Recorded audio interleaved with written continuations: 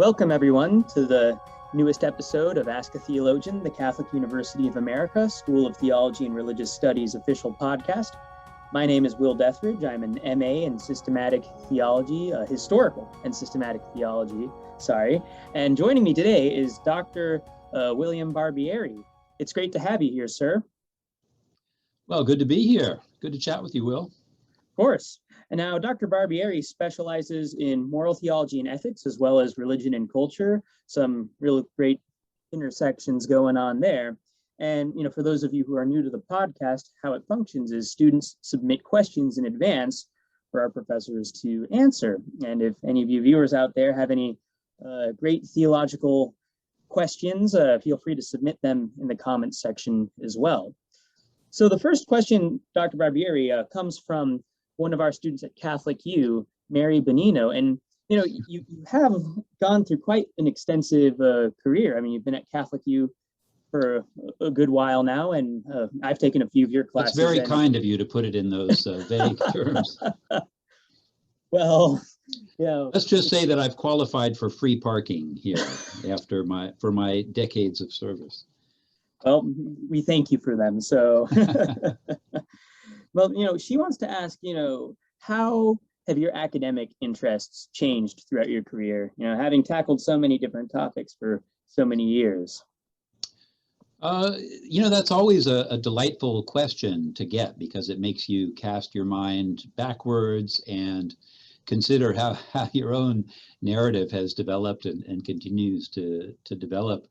I came to Catholic University as a relatively fresh-faced scholar of religious ethics with a degree in religious studies and a specialization in social ethics.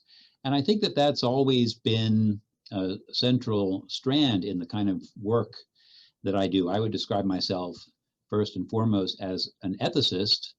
And early in my career, the questions that really intrigued me the most were comparative ethics questions about cross-cultural traditions, religious traditions, philosophical traditions, and how they formulated those inescapable questions of ought and should, of right and wrong, of good and bad that we all encounter in all of our lives.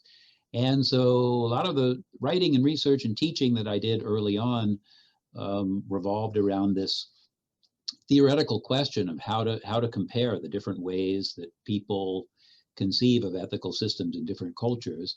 I had spent time in China in my background, and in Europe, in Israel. But once I joined this faculty, being situated in a rather large school of religious studies, a school which was committed to bringing religious studies into conversation with theological studies, and more specifically with Catholic studies, I think that's inevitably shaped the way that my interests have developed. At the same time, my interest in ethics has always been infused with the view that ethics is not just a very interesting kind of intellectual field, but a practical field as well, where you have to match what you preach with what you teach and preach with what you do. And a first involvement that I had at the university here was with the Peace Studies program when I came, and it's been very invigorating to me over the years to eventually direct the Peace Studies program and to do a lot of programming alongside of our research and teaching that has to do with issues of the day. And that's also kind of played out in my research as well. I would say that issues of war and peace, the Gulf War, our involvements in Afghanistan and various other military misadventures around the world have fueled not just my teaching and organizing on campus, but also my research. I helped edit a fairly well-regarded textbook on the ethics of war and the emergence over time of a Catholic peace ethics tradition.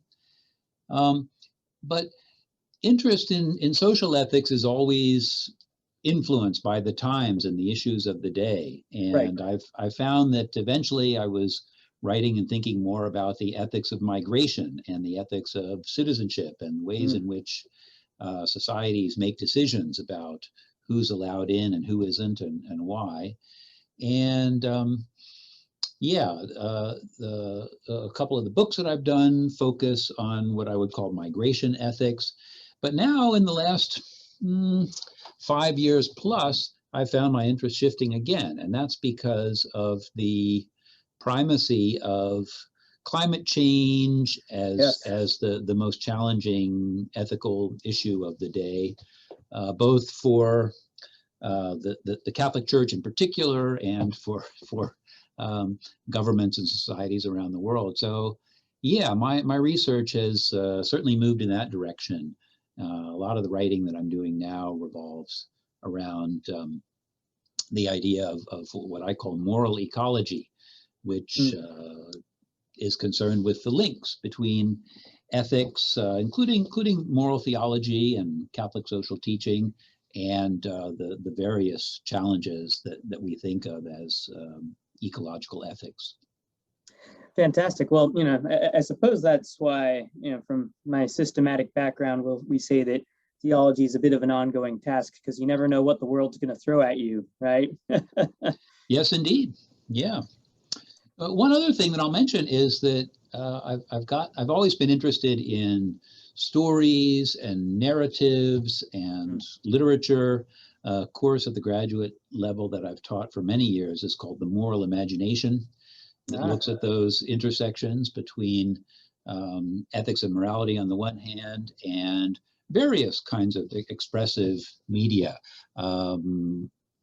pictures, images, photography, novels, and most recently film. So I've ended up teaching several classes on religion and film. And one of the more recent ones was a class on eco-cinema, on movies that address ethical questions about the environment. Wonderful. No, it really is great to know. I think one of the stereotypes of people in academia is once you confine yourself to, once you write your dissertation, you're kind of stuck on that topic the rest of your life. And that's not true at all for many professors. It's great to hear that you've branched out into all sorts of different areas of ethics as the church requires. So, well, I think that's the beauty of ethics. Ethics is a kind of border field to begin with, because at a university like ours, you have wonderful philosophers who are doing moral philosophy. You have people in the politics department who do political theory. We have people in the sociology department who do the sociology of morals. And of course, in our own school, we have moral theologians. We have people like me who do more comparative studies of Christian ethics and other ethical traditions. And I think ethics encourages a kind of peripatetic attitude where you are constantly on a journey to follow your insights into new areas. Yep, no, well, that's beautifully stated. And one of the questions comes from Gregory Bycraft, another one of our Catholic U aspiring theologians, who is interested in a couple different ways of theology that were surely quite prominent as you've been involved in the field. One of which was the downfall of the Soviet Union and the Catholic Church's involvement with the Solidarity movement. And he'd like to know a little bit more about the significance of the role that the church played in that. Sure. I sometimes mention in my classes, there's a book by George Weigel, who's one of the prominent local theologians and biographers of Pope John Paul II. And I think the title was something like the final revolution, last revolution, something like that. But he asked the question, the world, the situation, and even the structure of the world was radically changed in 1989 with the collapse of the Berlin Wall and the Soviet Union eventually, and all the changes that occurred there. And he posed the historian's question, you know, what was the single most influential factor that helped so greatly reshape the international situation? He said, you know, was it Ronald Reagan's activities, his political initiatives, the pressure that he brought to bear on the Soviet Union? Was it capitalism and the pressure, the economic pressure that was generated against the communist bloc? Was it Gorbachev and you know, something a willingness to seek peace and change that previously hadn't been there? But his conclusion was that the single most influential historical force and personage was the Pope, and his kind of moral witness, his challenging of communism, his witnessing on behalf of human rights, on behalf of the dignity of the person. And he makes that case, and it's up to the reader to determine if they agree with him or not. But even the fact that this is a plausible historical thesis is pretty amazing, and it points to a unique, a kind of perfect storm of having had a pope who was raised under communism, had this very close acquaintance with it and with its problems and deficits, who had a particular kind of philosophical training that gave him a very sharp critical intelligence to bring to bear against it. His connections with the worker movement, with the grassroots solidarity movement in Poland. So all of those factors allowed him to give a kind of moral witness, really, I don't know what else to call it, to the importance of systems that respect the dignity and worth and indeed sanctity of the person. And yeah, if we look at these developments in cultural terms, there's no doubt that played a very significant role. There are also interesting behind the scenes stories. You know, we have people here at the university who had connections, including Father George McLean, our philosophy professor, who actually had some support from the State Department in forming ties with members of the Theological Academy in Poland. Oh, wow. And helping promote scholarly cooperation and dialogue, which was a way of contributing to the intellectual ferment that was going on in that country. And so that was another set of relationships in which Karol Wojtyla was involved. So yeah, that's any broad historical understanding of what happened in those years has to take many complex factors into account. Right. But if we look at it in terms of the moral imagination that was necessary to kind of get over the bar, there's no question that John Paul was the most crucial player there. Well, thank you very much for the detailed response there. You know, speaking of these complex moral issues that do require a bit of, as you put it, a moral imagination to address. You know, Gregory also asks about liberation theology and its development and evolution over time. You know, as many of us are aware, there was a bit of a rocky relationship at the onset of liberation theology in its earliest forms. If you could speak about, you know, the development of its relationship with the broader church to its current form today, that'd be great, because it's certainly a topic that is probably quite misunderstood by a lot of young theologians. I think that's probably right, and it is an interesting chapter in the development of the church, and there are probably valuable lessons to be learned from it. And certainly there are many people today who would say that that liberation theology is dead and has been for a while, is no longer much of a force. Then there are other people who say it's perfectly alive and well. And in fact, we even have a kind of liberation theologian for a pope. So it is an interesting and complex story. I would say that to understand, to get a kind of overview, you really have to go back to World War II and the aftermath of World War II, and the very probing questions that arose about what the church had done, where the church had been in response to the evils of Nazism and fascism and so on. And you had a generation of theologians who began to who acted on an insight that the church had been remiss theologically in not more closely engaging political questions and the implications of modern politics for the church.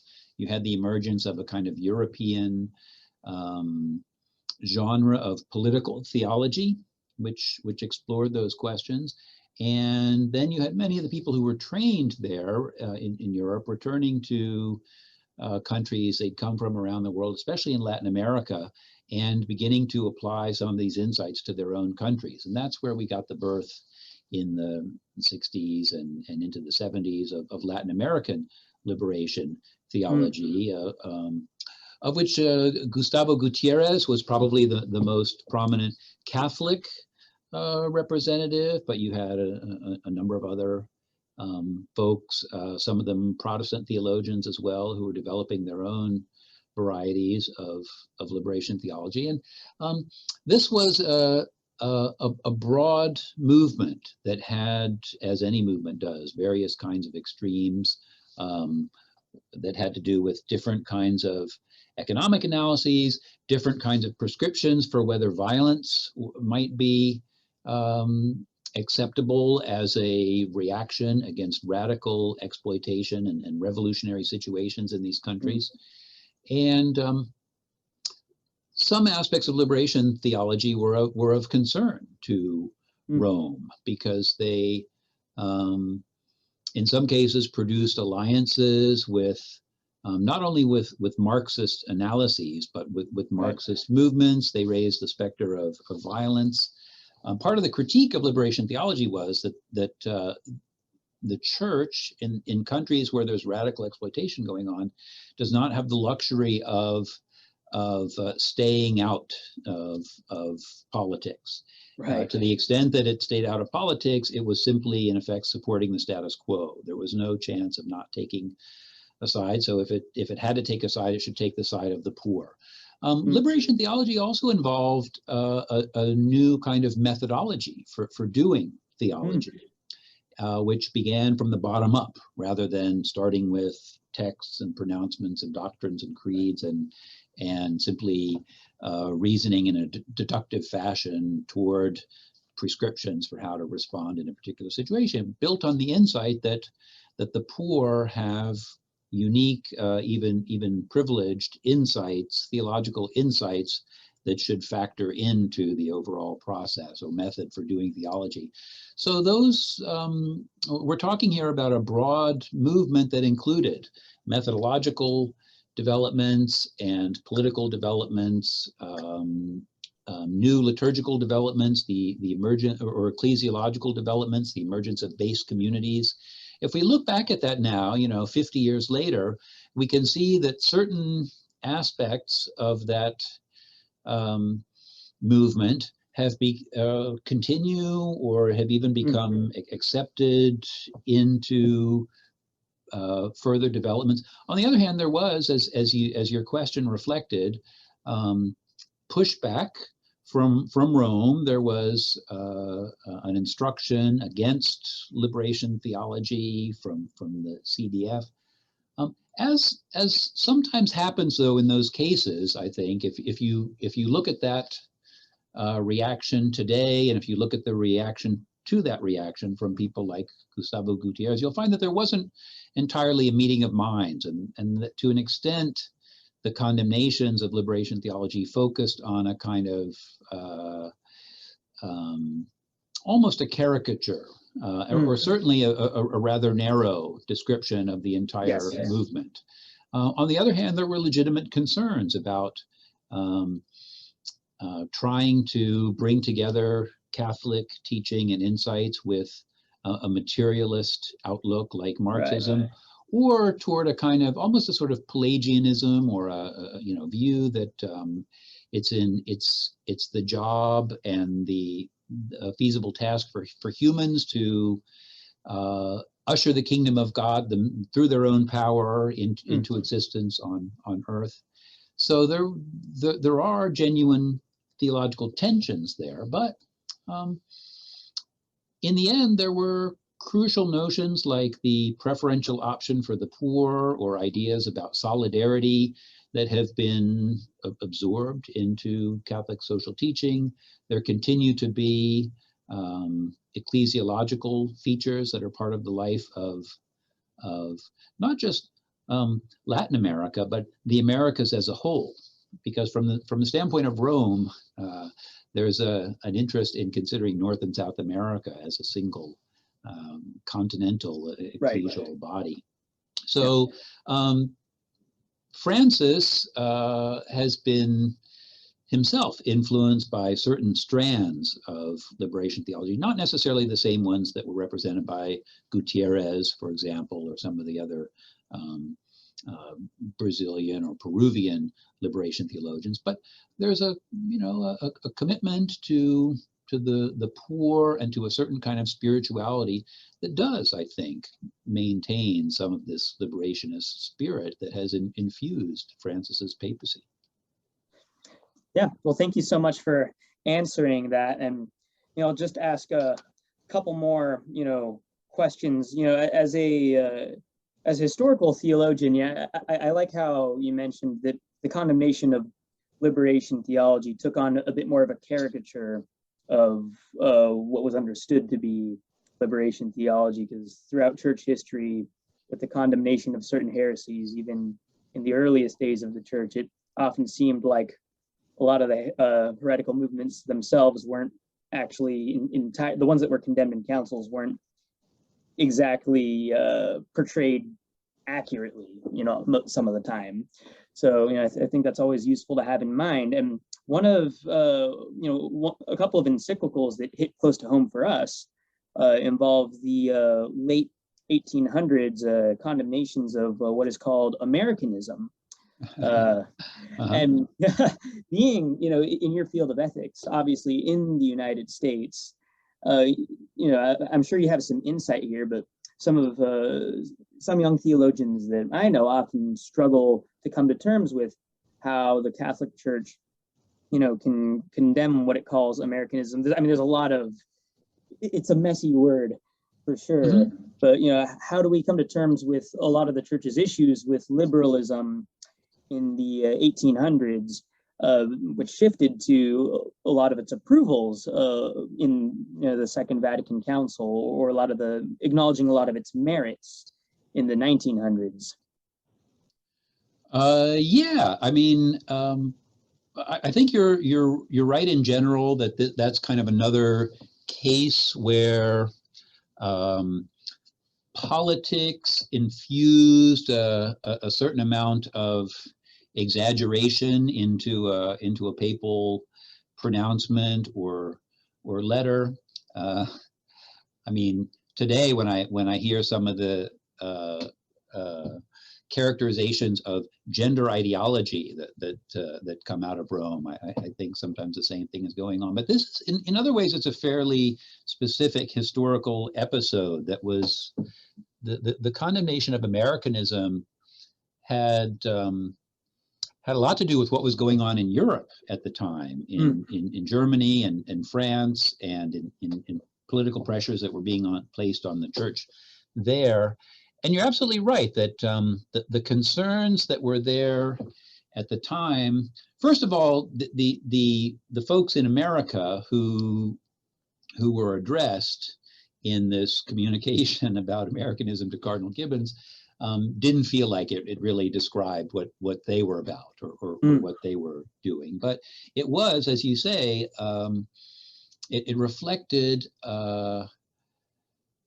a discomfort with liberalism, with a certain understanding of liberty or freedom that Right. was seen to be more active in American society and in American Catholics, maybe than in more conservative Catholic circles in Europe.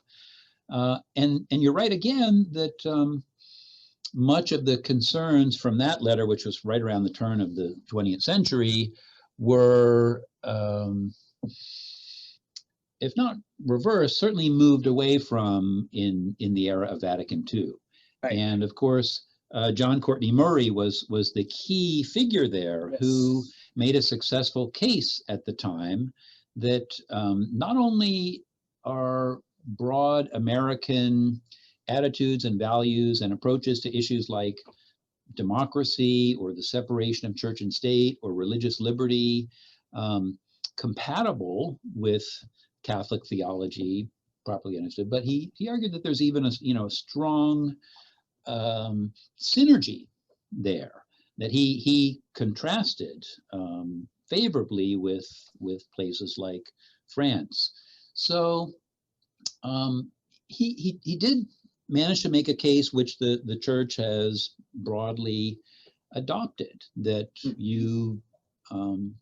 there's room in modern societies for a certain separation of church and state, right, and a certain tolerance of religious diversity. Those were some of the things that Americanism was getting at.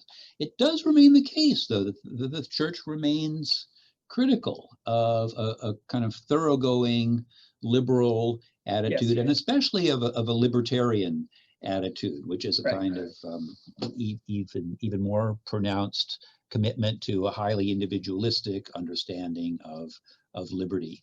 So yeah, that's a pretty old chapter. I don't know how much people need to worry today about the heresy of Americanism, but the criticisms that Catholic social teaching makes of certain kinds of economic structures, certain kinds of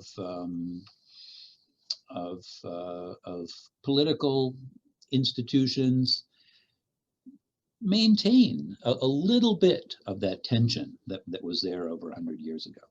Yeah, I appreciate that insight. And, again, it reminds us all that theology has to be ongoing to address the current state of affairs. And, I always think back to what a lot of the popes who condemned Americanism and even liberalism, broadly speaking, the situations going on in Europe with how liberalism may have appeared to them as being abused. I mean, obviously the loss of land and the hostility that more liberal secular European states had with the Vatican surely must have influenced their perception of how relevant and how compatible liberalism is with Catholic teaching. And you mentioned the influence of World War II on movements like liberation theology, and I don't think it can be discounted that a key player in settling the world wars, which were kind of the last of the old European way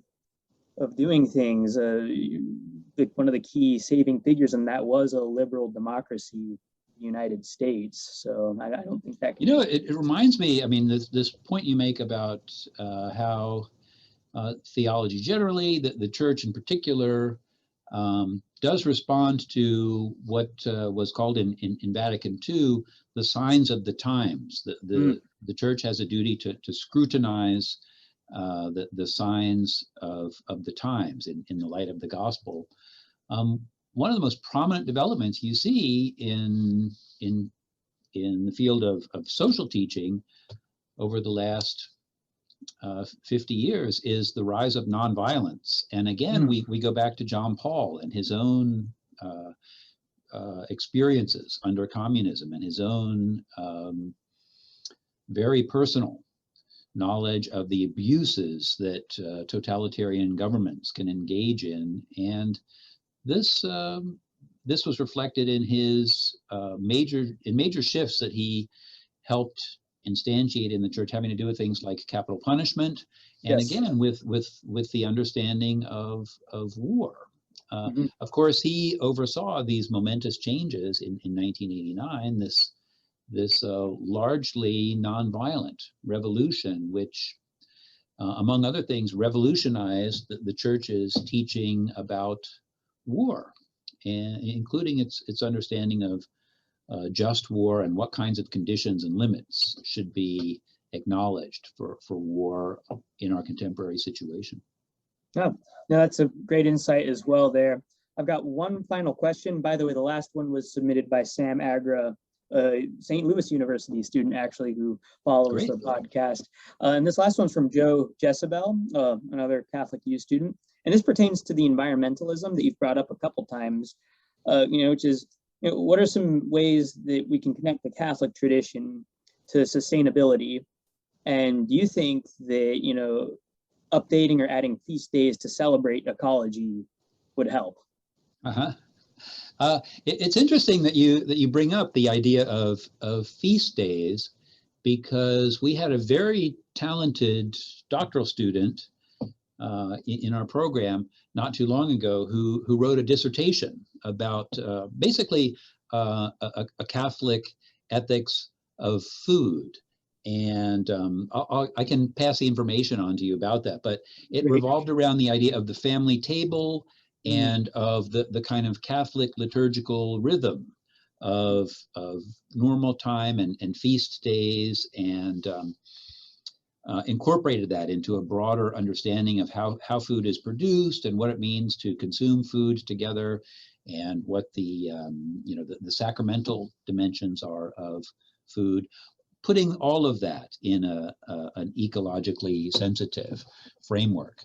So yes, I mean, there are many ways in which the Catholic Church has been trying to and can in the future promote an ecological sensibility, and even try to promote what one of my colleagues in the School of Social Work addressed in her own dissertation as ecological conversion. That's another dissertation that'd be interesting to look at. It's on ecological conversion among Catholic climate activists. So we see this going on in many different religious traditions. There's been a broad greening of religions over the last, again, 30 to 40 years.